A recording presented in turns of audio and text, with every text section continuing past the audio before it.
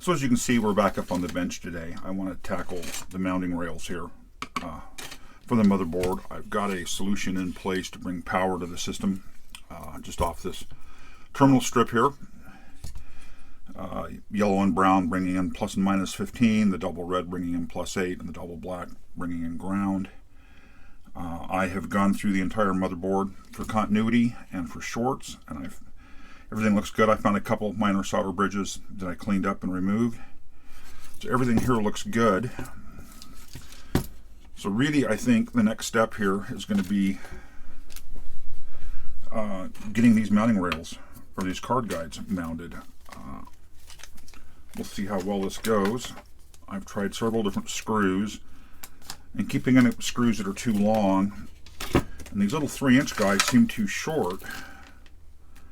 They really do seem too short to me, but based on digging around in the junk box, they really were sufficient.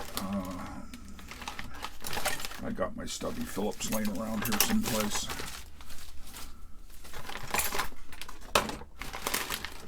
I just got too much junk on the bench. I really need to do a wipe through the bench again and clean things up. Well, we'll just start with one of these and see what we get. Phillips should work. Man, that just seems too short. 1/2 inch seemed too long.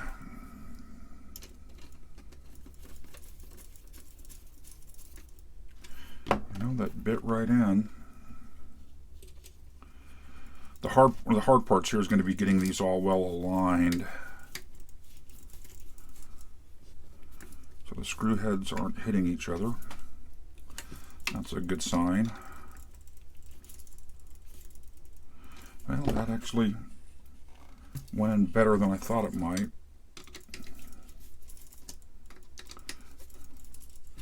The things I've discovered here is you really want to pull the card guides up tight to the edge of the card if at all possible, or the motherboard, and attempt to get it straight.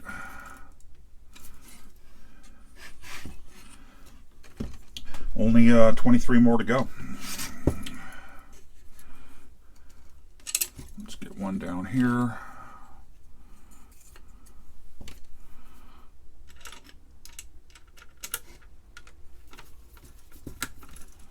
Well, those are actually biting in well, so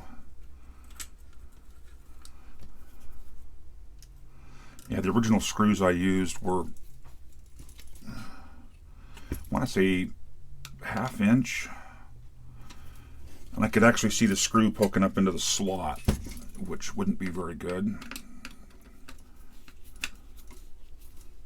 Those were actually grabbing a lot tighter than I thought they would, so I'm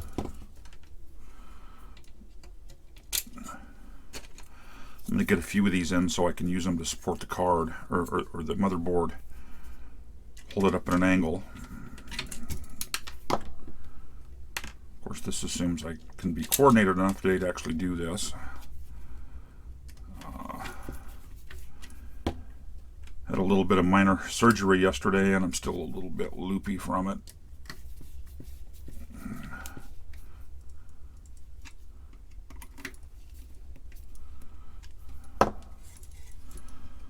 Well, working better than I thought it would.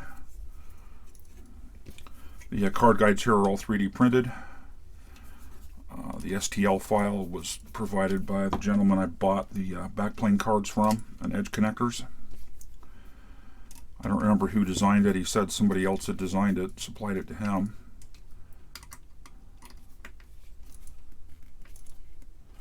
Actually, very happy with them overall. They turned out well.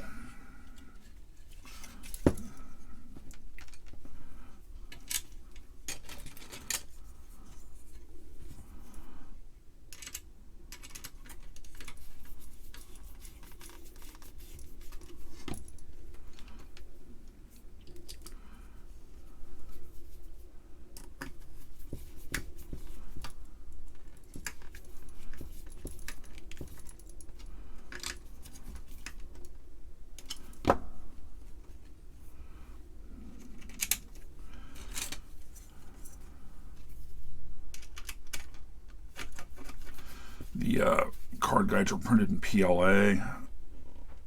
I didn't see any reason to do them in ABS.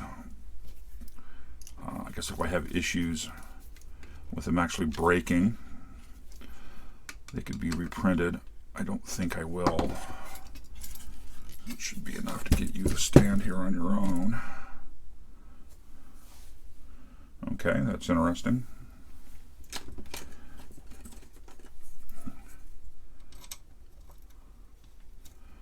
Might be easier to come from this end forward.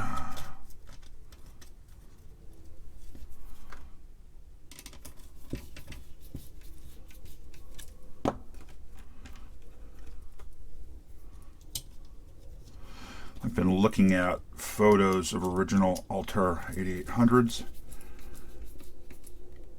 and the backplane really does install with the front panel along one of these edges. I forget which one. And because of the way the clone is built, there's not as much room. There's the uprights that hold the front panel in place.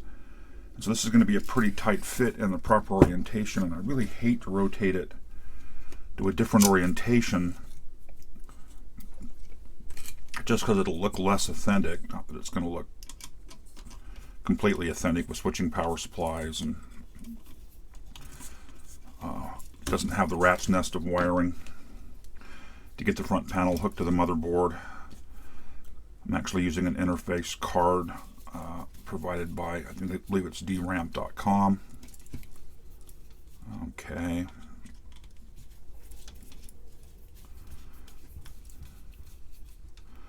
One of the screws pulled in well. That one's completely stripped. We'll need to print another card guide. These have been on and off a number of times, some of these. I'll just consider that one a loss.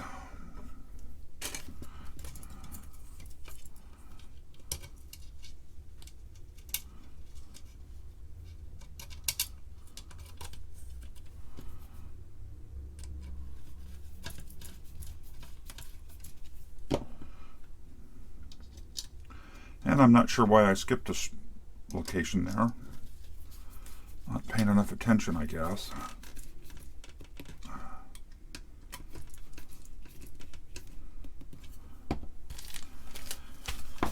Other round of screws.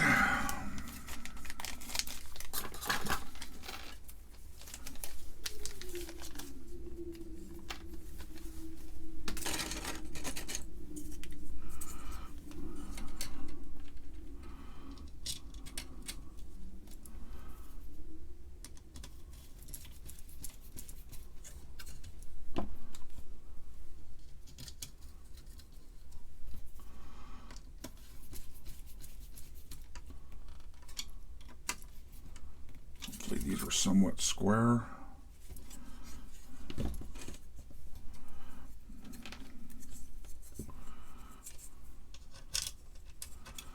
May have to open the window. It's been raining for several days straight here in the Seattle area, and it is muggy. Actually starting to see flooding in some of the lying areas. I had to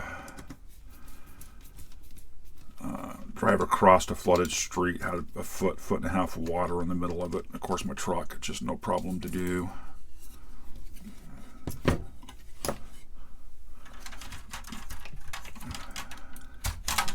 Try a random S100 card here.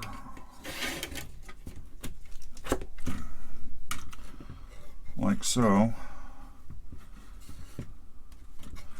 Not sure why there's so much gap over here. Is that one of the ones that didn't print straight? Oh. Yeah, these are going to be, they're really tight. It's going to be difficult to get cards in and out.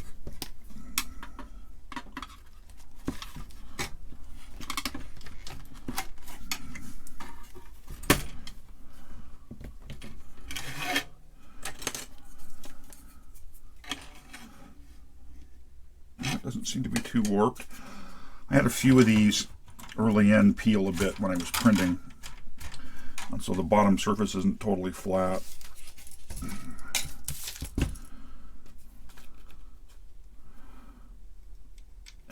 I've lost track of which ones those were. I guess I could be testing them here.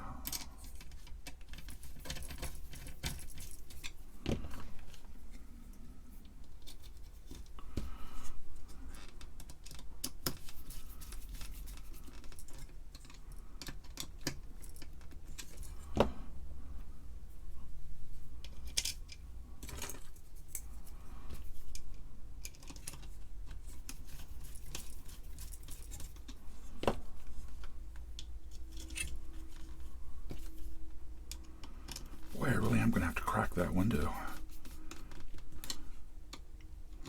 Yeah, these screws seem completely adequate for the job.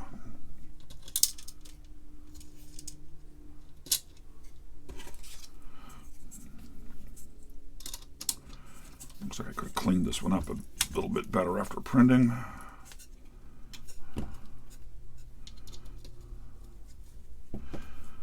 I considered some flush sheet metal screws for this, as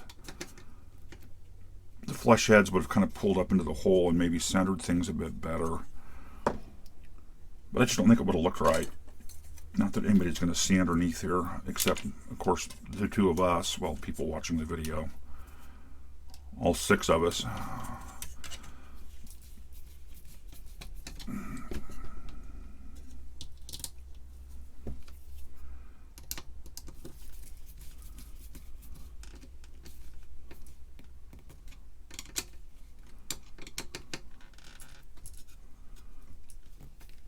Well,